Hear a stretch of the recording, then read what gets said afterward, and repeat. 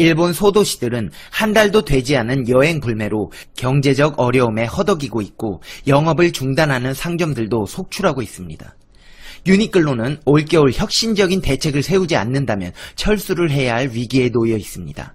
일본의 주류업계, 자동차업계, 식자재, 화장품, 의약품, 금융, 취미, 패션, 생활, 가전, 전자기기, 기업의 자본 중 일부 일본 지분이 있는 기업들까지 모두 노심초사 한국의 눈치를 보고 있습니다.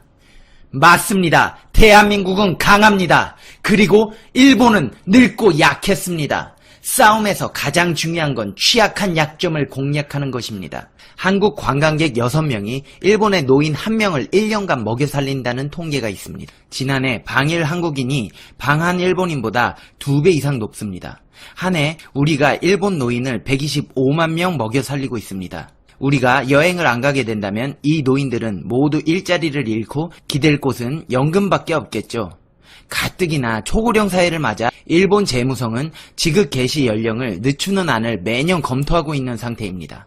우리가 일본을 안 가면 일본의 가장 취약계층인 노인층이 직접 타격을 받게 됩니다.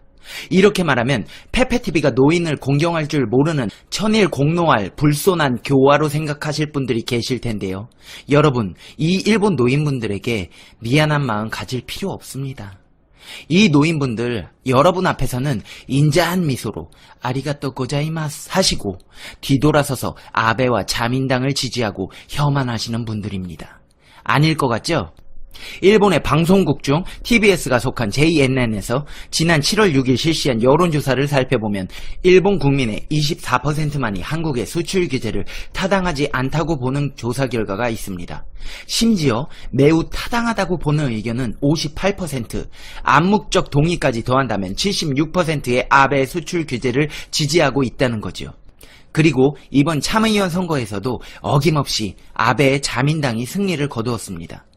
일본인들은 나이가 어릴수록 인스타, 유튜브, 케이팝 등을 통해 한국을 친숙하고 선망의 대상으로까지 여기는가 반면 나이가 많은 고령자일수록 혐한 성향이 도드라집니다.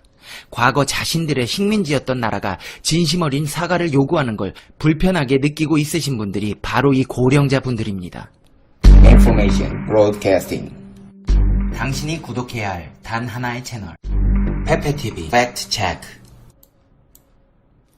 일본이 급속도로 늙고 있습니다. 70세 이상 노인이 전체 인구에서 차지하는 비중이 20%를 넘어 사상 최대를 기록했습니다. 65세 이상 고령자는 3,557만 명으로 지난해보다 44만 명 늘었습니다. 전체의 28.1%를 차지해 사상 최대였습니다. 2006년 일본은 65세 이상 고령 인구 비율이 20% 이상인 초고령 사회에 진입했습니다. 일본의 70세 이상 인구가 증가한 것은 1947년부터 1949년생인 베이비붐 세대가 지난해부터 70대에 들어섰기 때문입니다. 앞으로도 70세 이상 인구의 증가세가 지속될 전망입니다. 이에 아베 신조 정부는 고용 연령 인상과 연금 제도 재검토 등으로 고령자가 계속 일하는 상황을 조성하는 데 초점을 맞출 것으로 보입니다. 지난해 고령자 취업자 수는 807만 명으로 사상 최대였으며 65세 이상 인구 취업률은 남성 31.8%, 여성 16.3%로 6년 연속 상승했습니다. 전체 취업자 중 고령자 비율도 12.4%로 역대 최고입니다. 아베 총리는 매년 연금 수급 개시 연령을 늦추는 방안을 추진하고 있습니다. 그는 연금 수급 개시 연령을 70세 이후로 선택할 수 있도록 3년 안에 제도 개선을 단행하고 싶다고 말했습니다. 현재 일본의 연금 수급 개시 연령은 원칙적으로 65세나 금액을 손해보는 대신 60세부터 연금을 받거나 70세까지 이를 연기할 수 있습니다. 한국의 연기 연금 제도와 마찬가지로 수급 시기를 늦추면 수급액이 늘어납니다. 아베 총리는 수급자가 선택할 수 있는 개시 연령의 폭을 확대하겠다는 것입니다. 일본 정부는 고령사회 대책에서 이미 이 안에 대해 검토를 요구했습니다. 노인이 계속 일할 수 있도록 해 저출산 고령화를 극복하려는 목적입니다.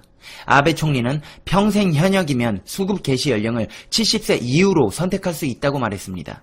일본 정부 내에서는 연금 수급 자체를 늦추려는 움직임도 있습니다. 재무성은 지급 개시 연령을 현 65세에서 68세로 늦추는 안을 제시했습니다. 인구 고령화가 계속되면서 재원이 한정된 가운데 사회보장 제도를 정리해야 한다는 목소리도 나옵니다. 오구로 가즈마사 호세대 교수는 아베 총리가 연금 지급 개시 연령 인상과 65세 이상 계속 고용을 내세우고 있으나 빈곤 노인이 늘어나면서 사회보장비가 증가해 재원이 여전히 부족하다면서 사회보장에 대한 논의를 심화할 필요가 있다고 지적했습니다.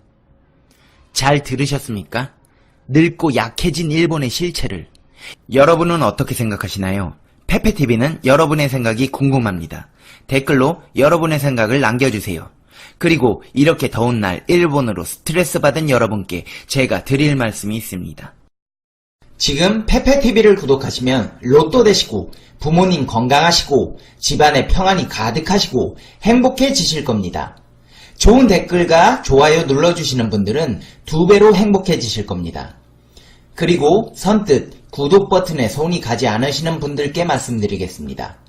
나태주 시인의 시 중에 풀꽃이라는 시가 있습니다. 자세히 보아야 이쁘다. 오래 보아야 사랑스럽다. 너도 그렇다.